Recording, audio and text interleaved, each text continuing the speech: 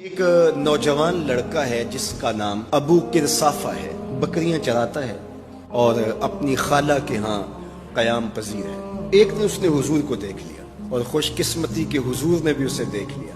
اب اس کو سب بکریاں بھول گئیں، وہ بکریاں لاتا ہے اور چراگاہ میں چھوڑتا ہے اور آ کے حضور کی مجلس میں بیٹھ جاتا ہے۔ ایک دن خالہ کو پتہ چل گیا یہ تو سارا دن وہاں بیٹھا رہتا ہے، تو اس نے سختی سے منع کر دیا کہ تم وہاں نہیں جاؤ گے۔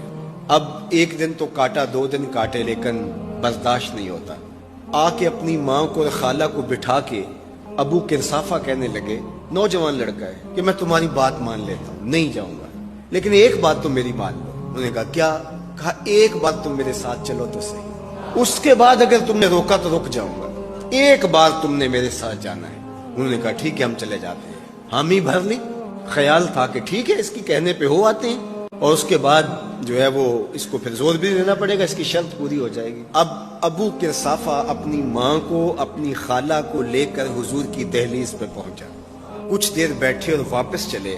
اسے بے چینی تھی کہ اب یہ کیا بولتے ہیں، چونکہ اس کا مستقبل بھی اس پہ لگا ہوا تھا، پتہ نہیں میری ماں کیا بولتی ہے، میری خالہ کیا بولتی ہے۔ تو ابو کرسافہ کی خالہ نے بول کے کہا، زندگی میں ایسا سونا بندہ دیکھا ہی نہیں۔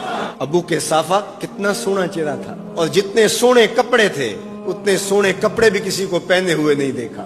اور تیسری بات فرمایا، جتنی میٹھی باتیں کرتا تھا، شہد ٹپکتا تھا اس کے لہجے سے۔ تو کہا ابو کرسافہ آج کے بعد ہم تجھے نہیں روکیں گے، سویرے آیا کر، شام آیا کر، تو جی بھر کے محمد کے چہرے کو دیکھ۔